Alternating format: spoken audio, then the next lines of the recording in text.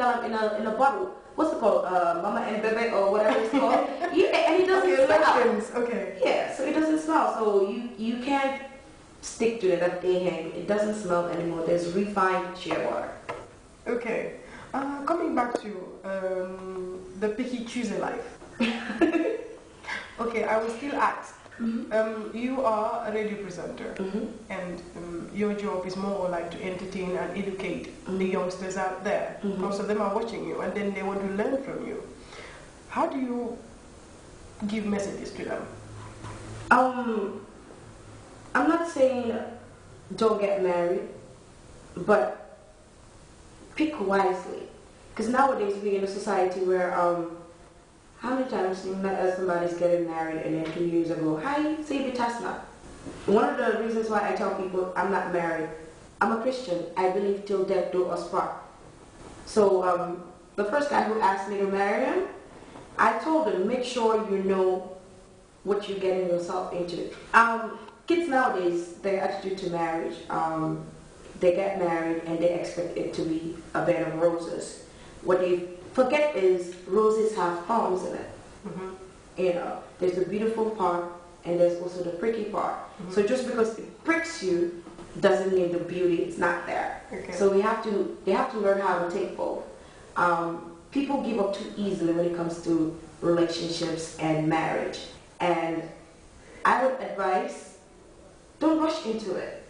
I mean, I'm not saying be like me and take and be extra picky like me. You know, what works for me is not going to work for you. But get to know the person. And when I say get to know, I'm not only talking about concentrate on the good parts. Every human being has a bad part.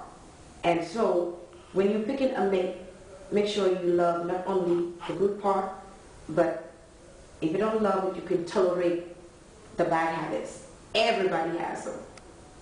Okay. Queenie, I repeat, you're 16 times due. Yes. And then, you know, and every woman has a period of, like, you not having a baby. Like, do you consider these things? For me, I do consider it. And I do want a baby. But due to circumstances beyond my control, it's not a possibility for me right now. That's a big thing. Why do you say you cannot have a child?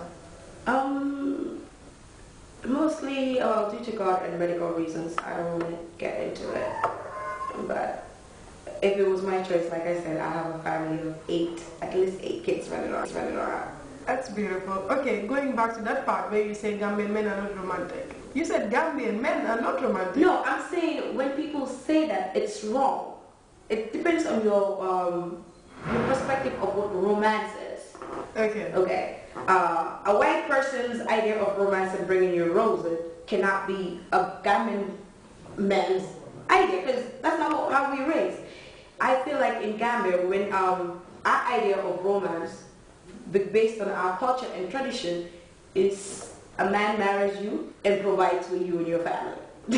That's their idea of romance. My wife is dressing beautifully.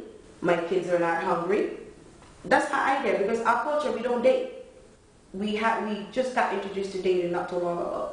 You sit at home, they call you, Aisha, don't we do you in a group, and you get married. And your idea of romance is your husband wakes up in the morning. I don't think that's happening anymore, because girls fall in love and then make their choices. Yeah, but it's still not part of our culture. That idea of romance is westernized. It's westernized, exactly. So we're not Western people. So we can't really expect our Gambian men to actually act like somebody who's from the West. If they grew up in that environment, it's feasible for them to do that. But if not, how can you expect them? That many things, you telling a bird that lives in the air and is flying all the time, I'm going to take out all your wings and then leave you. What is he going to do? He's just going to sit at the place you left them. So it depends on what you know. But I believe Gambian men can be very sweet, very, well, they're not perfect, because no one is perfect, but they can be. You've been in abroad. Did you ever try having a white boyfriend? Something like that? The closest I've come to, I like black people. Oh, I'm sorry, but I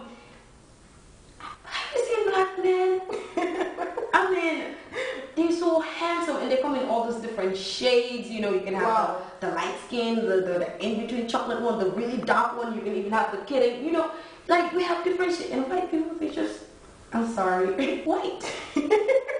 Okay, let's talk about this. You being a radio presenter, you're famous. I mean, your fans, there are guys. Most of them are guys, I guess. You're a lady, come on. So how do you do with them? What do you mean? Like, I appreciate them. In which way? I appreciate anybody who takes the time to take, even if it's a second out of your time, just to listen to what I'm doing. And like I tell people, you know, as young people, we have a lot we can contribute to our society. Gambian men, as long as, or not even Gambian men, Gambians in general, I feel sometimes, we all know Yalabana, but Yalabana doesn't mean you have to sit and wait for things to happen. And if we just get out of that mentality, but Yala is good when you actually help yourself. He helps you more if you help yourself. So just telling Gambian people, in everything you want to achieve, put in your 100%. And in fact, sometimes put in 150, because in the end, you benefit from it. And when you benefit from it, your family's going to benefit from it. When your family benefits from it, your country is going to benefit from it. That's a good part of it. Mm-hmm. How about those that are like men? I mean, your male fans that are always calling, texting, Quincy, can I take you out for dinner? Oh, believe me, I've had some marriage proposals. I've had the midnight calls. Oh my God. I can't really say much. I don't know. I mean, the right guy might be one of those. So who knows? Like I said, it's up to God. I'm not. When I say I'm picky, it's not about what the man looks like or how much status they have or how much money they have. When I say I'm picky, it's the little basic qualities you should have in life. Like don't lie to me. Yeah, like the first guy, don't lie to her. Yeah. If you don't have a chance. Don't lie. Everybody makes mistakes, and as long as you can own up to your mistake, you're a man. Good to go. You're a man. Okay. These kids that are getting into marriage, you as a presenter, you might carry on, I mean, more wages to tell them how to behave, like these newly married couples. I mean, love is great, especially when you're in love with somebody who loves you back. You know, that first smile across the table, that love hard. What's the word again? Live life. Live life, love hard. By Quincy. We'll take a short break. Don't go away.